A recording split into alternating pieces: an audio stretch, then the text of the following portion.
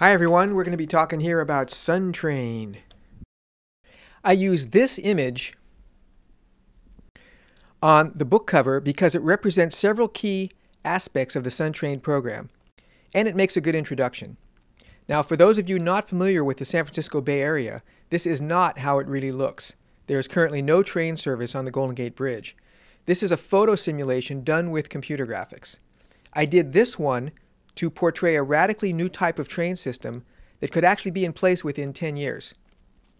In this particular case, it would offer train service from San Francisco to Marin and Sonoma counties and beyond. Okay, so now let's look at these 6 key aspects of SunTrain. The first thing to notice is this track in the foreground down here, highlighted, where all you see is rails curving through the grass. Now, how many of you have seen track that kind of looks like this before?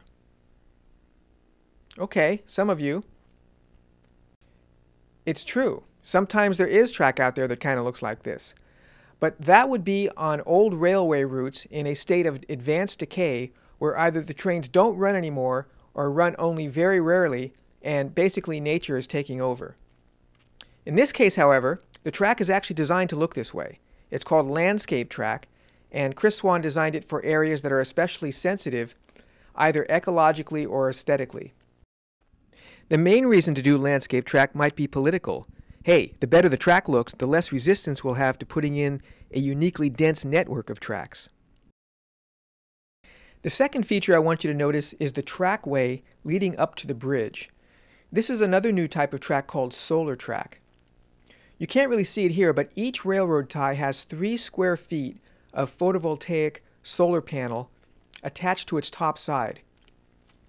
Over the course of a linear mile of track, this adds up to over 12,000 square feet of solar panel surface.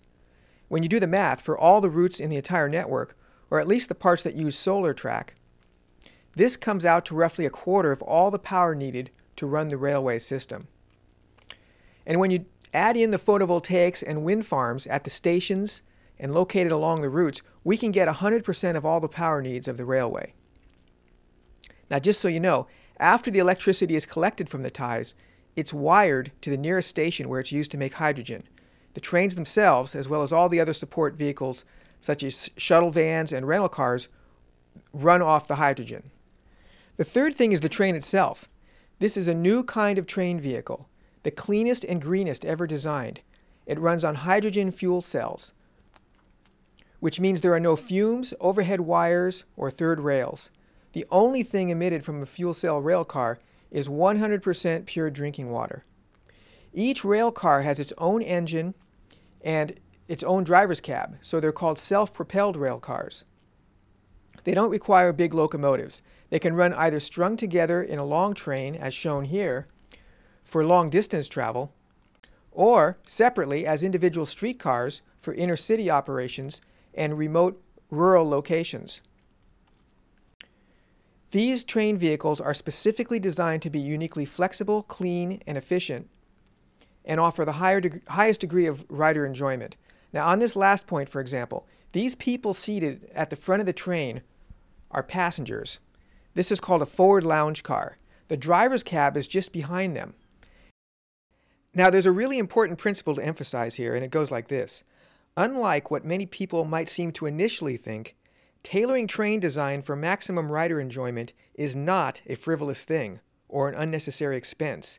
It's an absolute requirement if trains are to successfully compete with automobiles and actually have a chance at curing our nation's runaway car addiction.